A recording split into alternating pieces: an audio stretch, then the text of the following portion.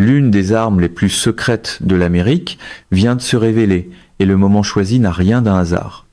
Un sous-marin doté d'armes nucléaires, caché sous l'océan pendant des mois, apparaît soudainement aux yeux du public.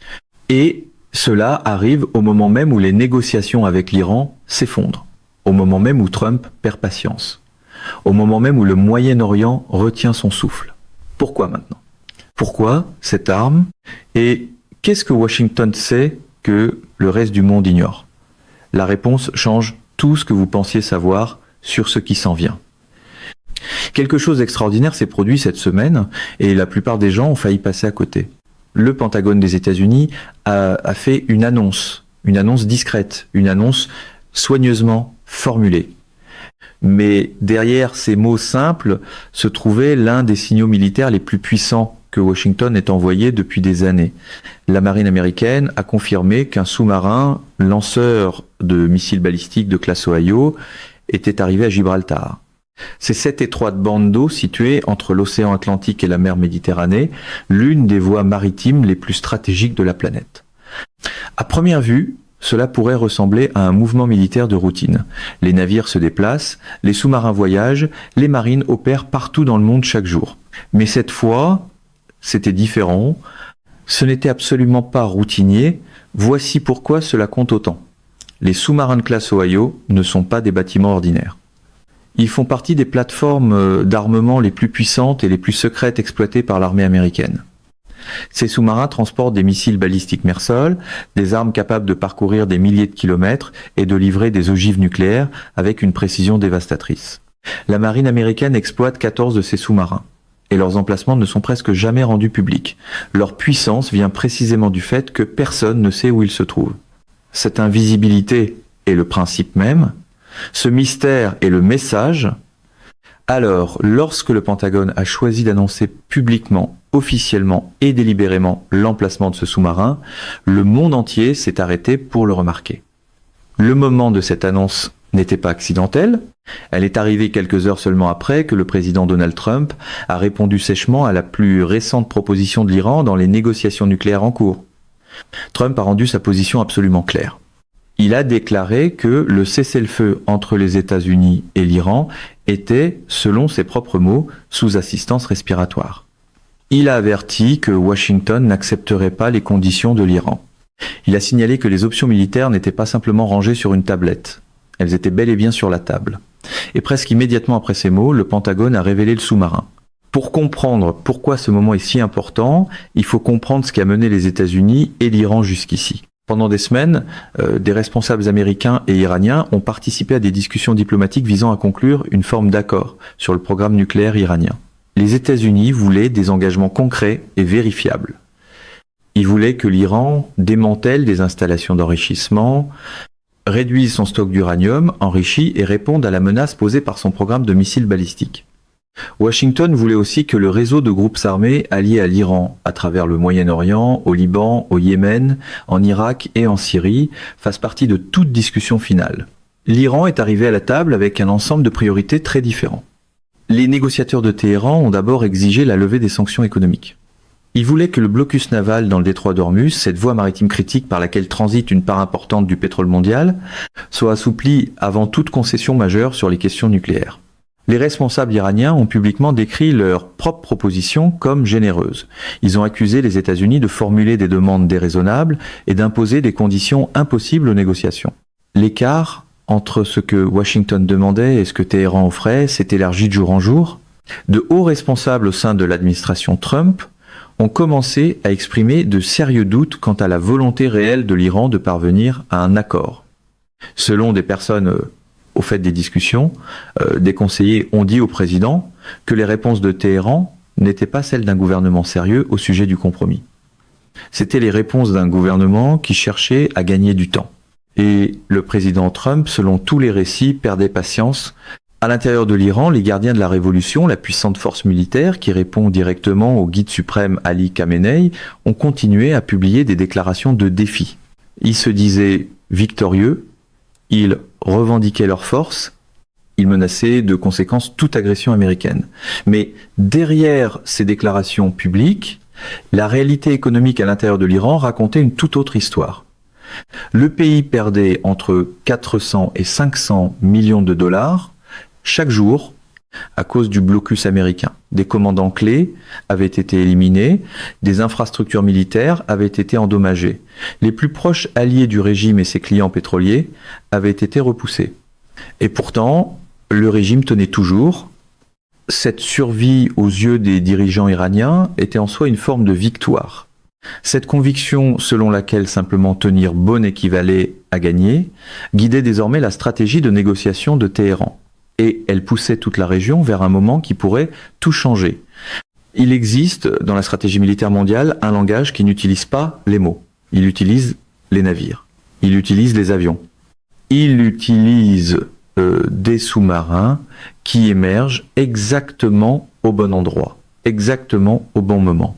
Et en ce moment, les États-Unis parlent ce langage plus fort qu'ils ne l'ont fait depuis des années. Et le monde est forcé d'écouter.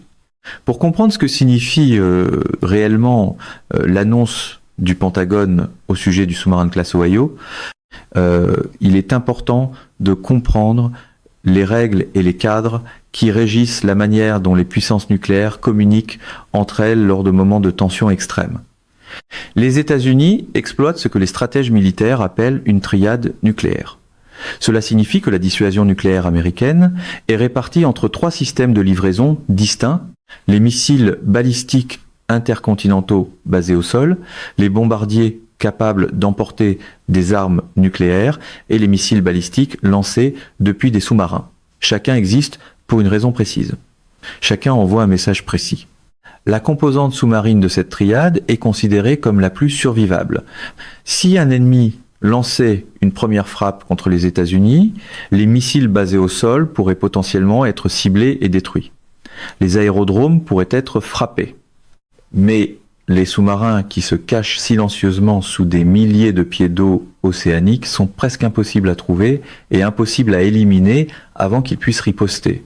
C'est précisément ce qui les rend si puissants comme outil de dissuasion. Et c'est précisément pourquoi le Pentagone ne révèle presque jamais où il se trouve. La décision d'annoncer publiquement la présence de ce sous-marin à Gibraltar n'était donc pas seulement une décision militaire. C'était une décision politique, une communication stratégique, un signal soigneusement calculé envoyé directement aux dirigeants de Téhéran et à tous les autres gouvernements qui observent la situation. Le message était celui-ci: le système d'armement le plus puissant et le plus survivable de Washington est maintenant visible, positionné et prêt. Sur le plan diplomatique, les règles sont tout aussi importantes à comprendre. Le cadre qui guide ces négociations remonte à plusieurs années. Le plan d'action global commun original, l'accord nucléaire de 2015, souvent appelé JCPOA, a été signé entre l'Iran et 6 puissances mondiales, dont les États-Unis, le Royaume-Uni, la France, l'Allemagne, la Russie et la Chine. Cet accord imposait des limites strictes aux activités nucléaires de l'Iran en échange d'un allègement des sanctions économiques. Le président Trump a retiré les États-Unis de cet accord pendant son premier mandat, en 2018, le qualifiant de profondément défectueux. Il a réimposé de vastes sanctions contre l'Iran dans le cadre de ce que son administration appelait une campagne de pression maximale. Les négociations actuelles ne sont pas une relance de l'ancien accord nucléaire de 2015. Elles sont une tentative de parvenir à un tout nouvel accord. Un accord qui, selon l'administration Trump, doit aller plus loin, couvrir plus d'enjeux et fermer les failles qui ont permis à l'Iran de continuer à faire avancer ses connaissances nucléaires, même tout en respectant techniquement l'accord précédent. Selon des rapports vérifiés du Wall Street Journal et d'autres médias crédibles, les négociateurs américains ont présenté à l'Iran une proposition comprenant plusieurs éléments non négociables. Premièrement, un arrêt complet de l'enrichissement de l'uranium au-delà des niveaux destinés à l'énergie civile. Deuxièmement, le retrait physique des stocks d'uranium hautement enrichis du territoire iranien. Troisièmement, le démantèlement des installations d'enrichissement souterraines qui ne servent aucun objectif pacifique. Quatrièmement, une discussion sérieuse et vérifiable sur le programme de missiles balistiques de l'Iran et son soutien aux groupes armés alliés à travers le Moyen-Orient. La réponse de l'Iran, selon des responsables au fait des pourparlers, n'a abordé directement aucun de ces points. Les négociateurs de Téhéran se sont plutôt concentrés presque entièrement sur ce qu'ils voulaient recevoir, l'allègement des sanctions la fin du blocus naval et la libération des actifs financiers gelés avant de prendre le moindre engagement concret sur ce qu'ils étaient prêts à abandonner. De hauts responsables de l'administration Trump ont décrit la réponse iranienne comme une tentative délibérée de séparer l'allègement économique de la responsabilité nucléaire. Dit simplement, l'Iran voulait la récompense avant de faire le travail. Cette approche a maintenant effectivement fait s'effondrer la ronde actuelle de pourparlers. Le président Trump a confirmé publiquement qu'il considère le cessez-le-feu comme à peine vivant. Son équipe de sécurité nationale a convoqué des réunions urgentes pour évaluer les prochaines étapes. Selon des sources au fait de ces discussions, les options actuellement examinées comprennent une pression maritime beaucoup plus lourde sur le transport maritime iranien. Des frappes ciblées contre des infrastructures énergétiques et un possible retour à des opérations militaires actives, bien qu'aucune décision finale n'ait été prise. Ce qui rend ce moment particulièrement dangereux, ce n'est pas seulement la posture militaire de part et d'autre, c'est l'écart dans la façon dont chaque camp interprète l'autre. Washington croit qu'une pression économique soutenue et une force militaire visible finiront par forcer Téhéran à revenir à la table des négociations selon les conditions américaines.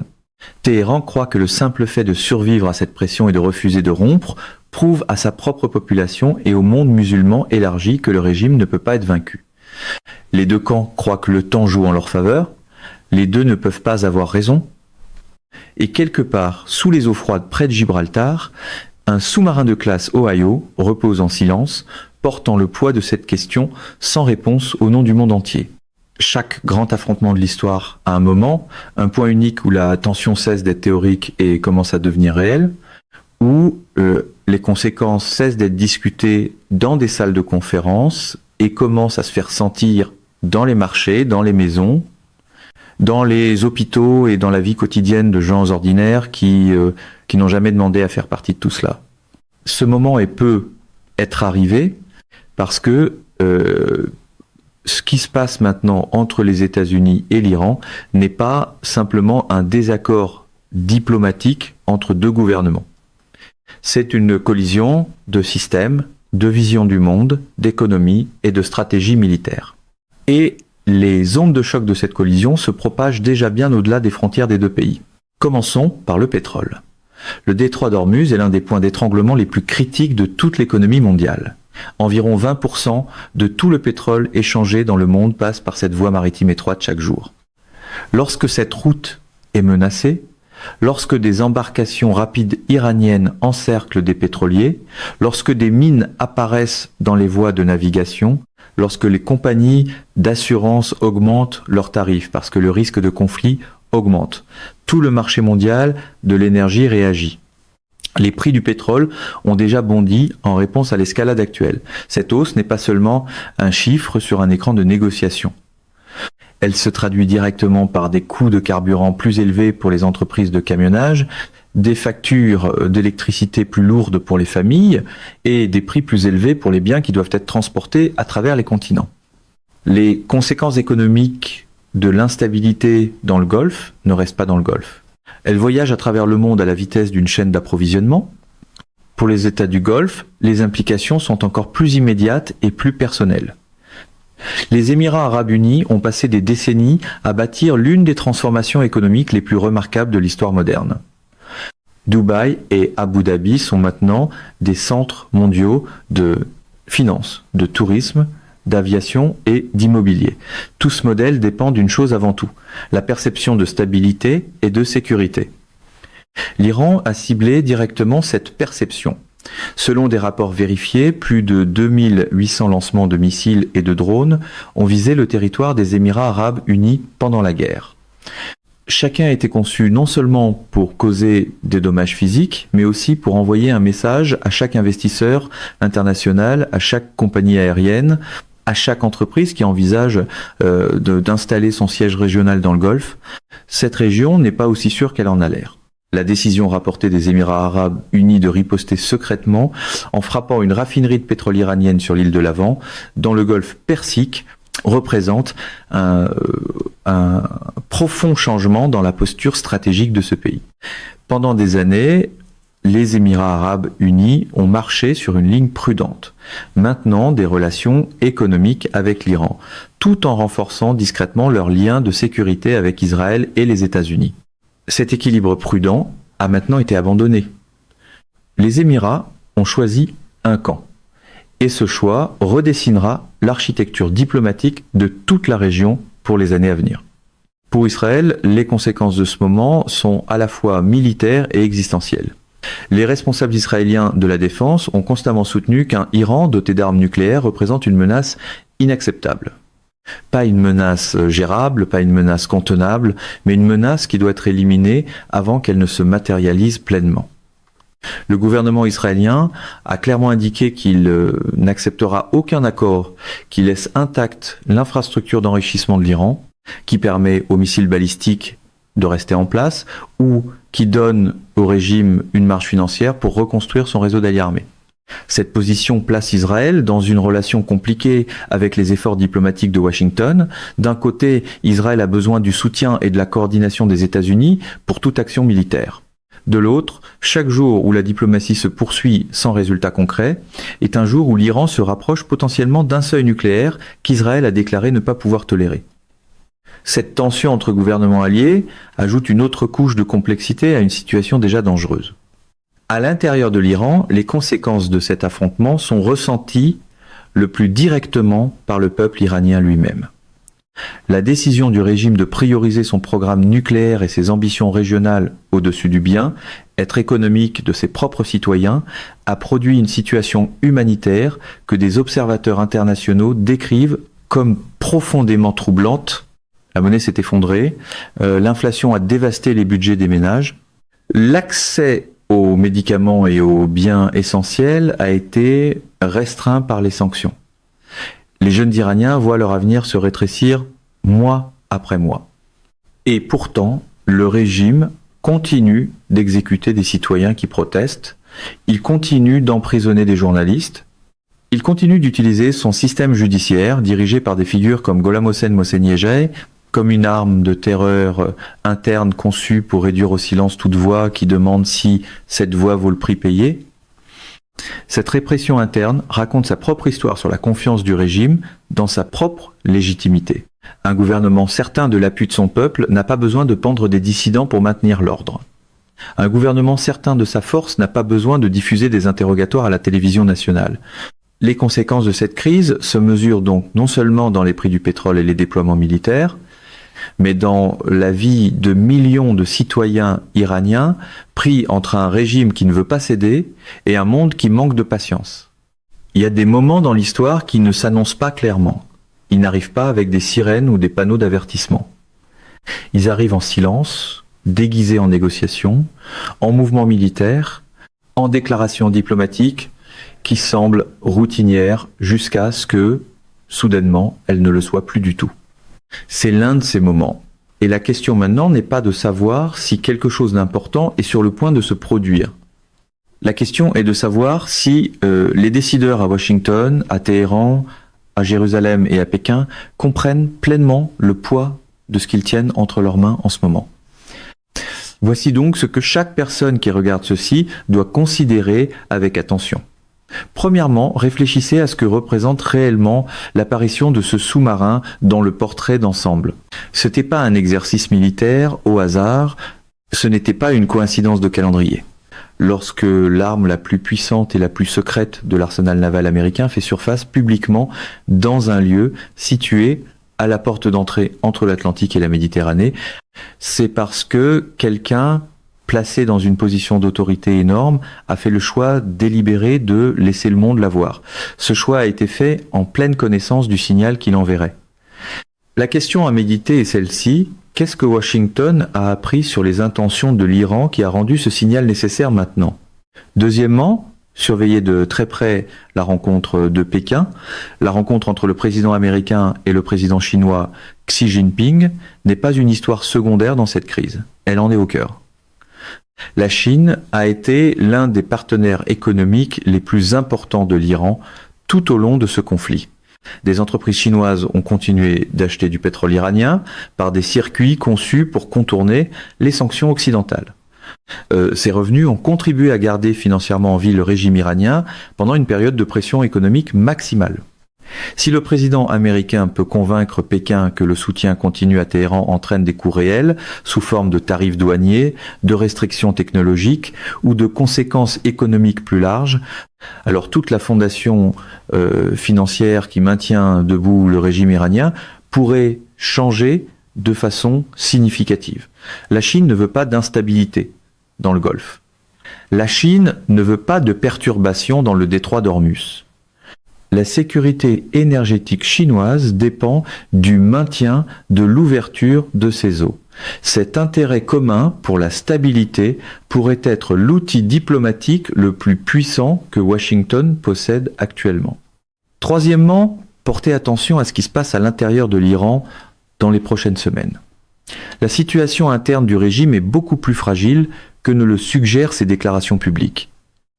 Des citoyens reçoivent des messages textes non sollicités de services de renseignement iraniens, écrits en hébreu et envoyés à des Israéliens pour demander leur coopération. Ce genre d'opération d'influence désespérée parle d'un régime qui cherche un levier qu'il ne possède pas réellement. Pendant ce temps, les exécutions de manifestants et de dissidents continuent d'augmenter, ce qui, historiquement, indique qu'un gouvernement répond à une pression interne qu'il ne peut pas gérer uniquement par la légitimité. Quand les régimes commencent à se dévorer de l'intérieur, le calendrier des événements externes s'accélère d'une façon difficile à prévoir et encore plus difficile à contrôler. Maintenant, à chaque personne qui regarde ceci, voici les questions qui comptent vraiment et qui méritent réflexion. Où se trouve la ligne entre la dissuasion et la provocation ? À quel moment un signal militaire conçu pour empêcher un conflit finit-il par l'accélérer ? Existe-t-il encore une voie diplomatique qui serve les intérêts de sécurité de toutes les parties, ou cette fenêtre s'est-elle réellement refermée ? Et peut, être plus important encore, qu'arrive-t-il au peuple iranien, qui n'a aucune voix dans ses décisions si cette situation passe de la pression au conflit ouvert ? Ces questions ne sont pas simples. Elles n'ont pas de réponse propre et nette, mais ce sont les bonnes questions. Et les poser honnêtement, c'est ainsi que des citoyens informés tiennent leurs dirigeants responsables. Un sous-marin nucléaire a fait surface. Un accord s'est effondré, un régime est sous pression de toutes parts, et quelque part dans le silence entre ces événements, le prochain chapitre de cette histoire est déjà en train de s'écrire. Mesdames et messieurs, notre émission d'aujourd'hui s'arrête ici. Nous vous invitons à partager votre avis personnel dans la section des commentaires ci-dessous. Perspective politique vous salue et vous donne rendez-vous très bientôt.